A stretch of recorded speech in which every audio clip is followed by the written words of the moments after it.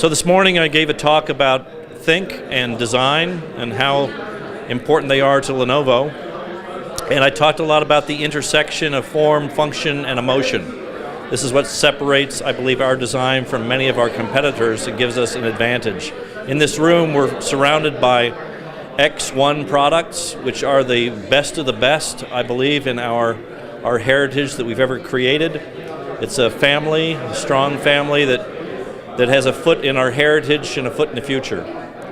So I'm here today with the Lenovo insiders, and I'll prepare to answer any questions you may have about anything in this room or anything in general about design. David, this is Scott. A quick question.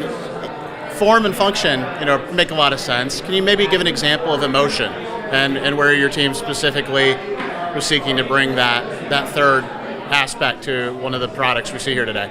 Sure.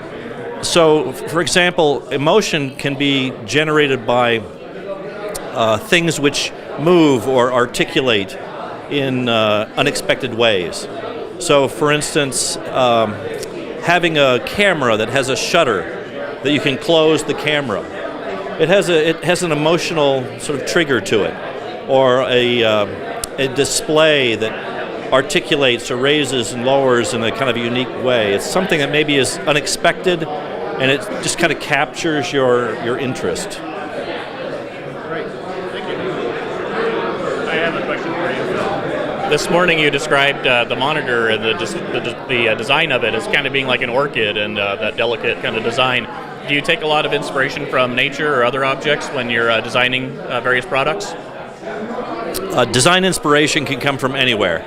You really never know where you're going to find something. I have seen things before at flea markets that have interested me and thought I could figure out a way to incorporate something. I've seen paintings at the Museum of Modern Art that had an interesting composition. An orchid, for instance, that you mentioned. You never really know. It can come from things you've seen or things you've observed. I'll tell you a quick story, like the original Think Light on ThinkPad had a little LED light at the top of the screen. That came from a international trip I was on.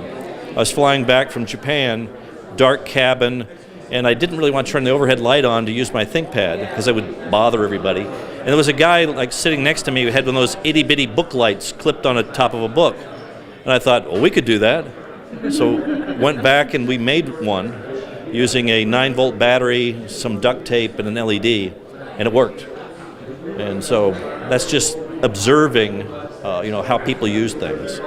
Thank you. Sure. So just a question. The duct tape triggered this one. So my wife always puts duct tape over her cameras on her laptops. And you have this beautiful, I think it's an all-in-one over here that has the nice Think slider with the red dot on it. And I'm sure my wife would love to see that on a ThinkPad. Is that a design element you're considering? It is an element we're considering. The challenge on a ThinkPad is that it adds thickness. It's not so much cost or technical capability, it's about thickness. And we are working on some ideas we think that maybe we can crack the code on that. Because I think people care about this. I don't know how many times I've seen people with Post-it notes, tape. I've seen clothespins. I've seen almost anything imaginable because people are scared to death of getting their pictures taken when they don't know it. I mean, people don't like to have their pictures taken anyway, generally speaking.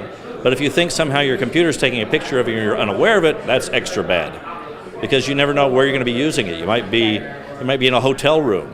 You might be in a bathrobe or worse. So we're working on it. Well, first I want to thank you for making a very small 65-watt adapter. Anybody that carries one around in a backpack is going to appreciate that.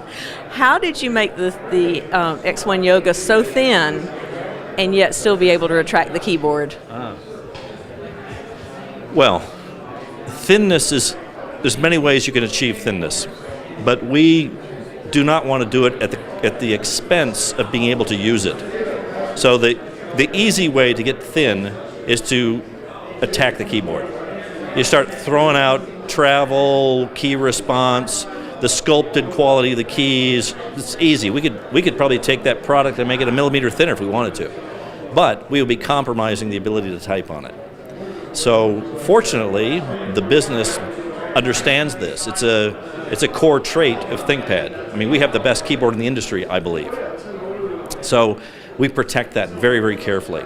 So to make it thin, they go after other things, exotic materials, shrinking internal components, or spreading them out further, or eliminating overlaps. There's a lot of different ways to achieve thinness, but the keyboard is extremely important to the user. I mean, you use the keyboard all the time. To have a lousy keyboard, but have your machine a millimeter thinner is a bad trade-off. I'm assuming that there are no breaks on this job. I'm wondering, how long does it take from bringing an idea into the office until it's actually implemented and released? That varies wildly. There are some things which I have been experimenting with for years that we still have not made yet. There are others that may get to market in 9 months. So it depends on, is the product, for instance, already in the pipeline? Is there a plan to produce like the next generation, whatever product it might be? And then there's ideas that the design team has themselves for a completely new product. So like the X1 tablet was born completely in the design center. It was a concept that we created. And so that took more wherewithal to get that through the business, because we had to convince people that this was a good idea, which just makes sense. I mean, you don't just jump into anything, but that kind of thing takes more time. And there's, like I said, there's some things which I have, little pet projects I've worked on for many years that may never see the light of day. So I've had many favorite ThinkPads over the years, and it pretty much culminated with the X300 when that came out, and I have two now, actually. And last year we talked a little bit about how the third generation Carbon supplants that on the, I call it the ethos throne, right? You've confounded a lot of us this year with the fourth generation, and even more so with the first generation X1 Yoga with its OLED screen. So I don't like that a whole lot, to be confounded like that. But it's confounded in a good way. It's confounded in a good way, yes. So my question is, for you, is like, if you had to name one product that's been your favorite over the years, right, what would it be? All right, well, my favorite ThinkPad is the black one that has the red dot on the keyboard. No, that's very tough, because, you know, technology has changed so much, so many things have changed. There are some sparklers out there that still ring in my heart when I look at them. The butterfly keyboard, 701C, it was incredible. Every time I pull that thing out and I show it to somebody, the reaction is usually big eyes and do it again. And they mean do it again in more than one way. They want to see it again, and they ask, why don't you make this again? And so that's still a big one. Other than that, you know, there are definitely products along the way. The X300 was very, very important, I think, to Lenovo and also to me personally. It was the first ThinkPad made completely under the umbrella of Lenovo. And you may recall that a lot of people were saying that Lenovo was going to ruin ThinkPad. Some of these people, I believe, worked for other companies. I think it was kind of a plan on their part. But so we wanted to make a ThinkPad that was so good, it would be better than anything IBM could make. And I think we did it. We made a ThinkPad that IBM would not have dared to make. It took a lot of gumption, a lot of technology, a lot of innovation to deliver it. So I'm very proud of it. You know, it was on the cover of Business Week magazine. It was a big part of my career. So that stands out in a big way. The entire X1 Carbon series has also been fascinating, because it's been kind of an opportunity to stretch the envelope. And the X1 Yoga with the OLED display is extremely impressive, I must say. It has a fantastic keyboard. The design is cleaner and cleaner and cleaner looking. It still looks like it's a ThinkPad. It has that display that you feel like you can reach in and grab that frog that's on the wallpaper we designed specifically for this event, but it's a big one. So I said you confounded me. Well, I just want to say thanks for confounding me over the years. Thank you. Thanks. Yeah. I have a question, David. I have to believe as a designer, there are times where your ideas are difficult to realize with the available technology or manufacturing at the time. Can you maybe think of an example where time and innovation led to you being able to realize one of those design goals you had from a design? That's a tough one. There are some things which I tried to get into the X1 tablet, which unfortunately we could not do yet. So I can't talk a lot about those because I'm convinced we're going to do it. It's just going to take some time. But I think one of the jobs of design is to challenge the status quo. So I learned a long time ago, never show a product design model which is bigger than what you think it might need to be. This is just a David Hill rule of thumb. You always show the model smaller. When I show it to engineering, I want them to go, oh my God, how are we going to make that?